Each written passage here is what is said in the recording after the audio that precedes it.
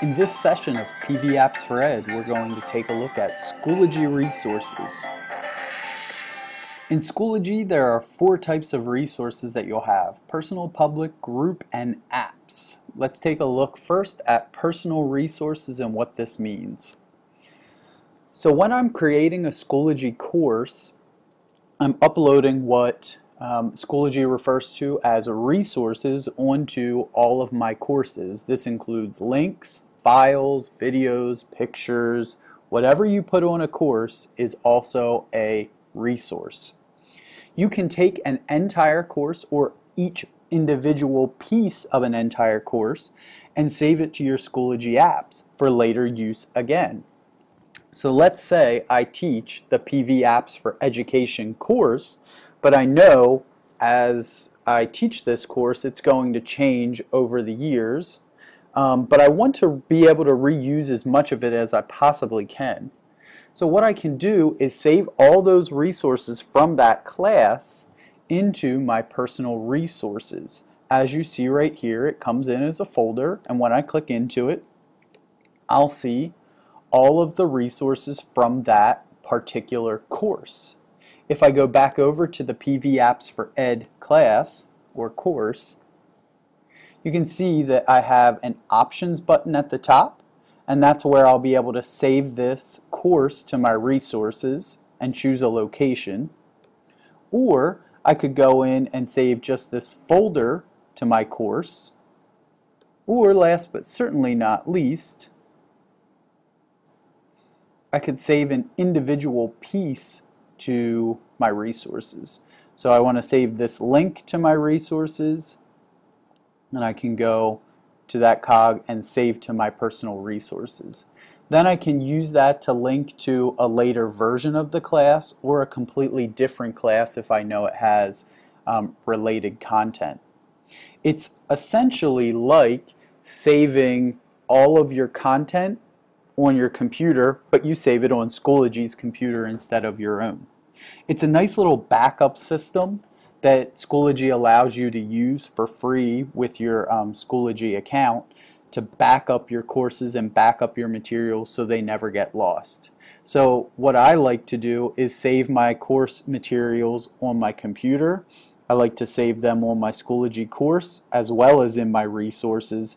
And then I also save them a third place. I tend to save them in Google Drive as well, because with our Google Apps for Ed we have unlimited storage. So I like to save those a third place just to have be really sure that I kind of have all my backups in place. But that's just me. I would definitely encourage you to save all the things that you put in Schoology onto your Schoology resources as well as onto your courses, just so you at least have one backup in place. So that's personal resources. There are also public resources, which are really nice because they're shared resources between you and all of the Schoology community.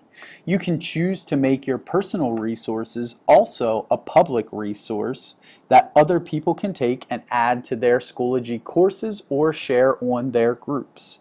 So if I'm about to teach an Algebra 1 lesson on variables, I could come to the public resources and type in algebra variables. And that's pretty broad, so I'll get a wide variety of resources, I'm sure. But you can see I have lots of different resources available to me. Some folders, some documents, some links. Lots of different stuff that I can use to link to my course once I find something that really fits my criteria.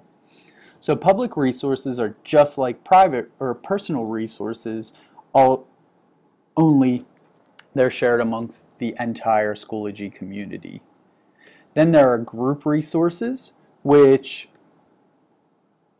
are shared resources among the groups that you belong to. So I can share a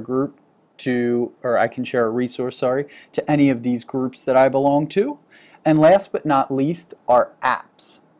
This isn't really a storehouse for you as much as the other resource sections are, as much as it is a place where you can connect your outside applications to Schoology to get to your resources. A good example of this would be Google Drive. Like I said, in the personal section, personal resources section, I store all of my things on Google Drive as well as on Schoology, so I can get to my Google Drive stored documents from Schoology because those two are connected. If I want to install a new app like Google Drive, I go to Install Apps here, and the list of uninstalled apps will be here. I can connect a Dropbox account. I'll just select that, select Install App, go ahead and log in. Once I've selected that, it'll populate a page, tell me that I'm not currently logged in. I need to approve it,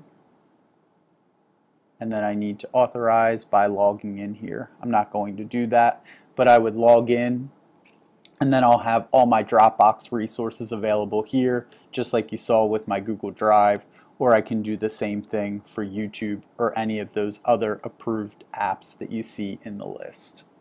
When I want to remove an app, I can just go to this caret here and uninstall if I no longer want that to be a connected app.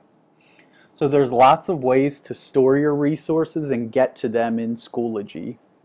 I can have personal, my own resources, public, shared resources, group resources amongst my groups that I belong to, or I could install apps to get to my third-party resources. So Schoology allows you a lot of flexibility with the different kinds of resources that you have and things that you can link to your courses or groups.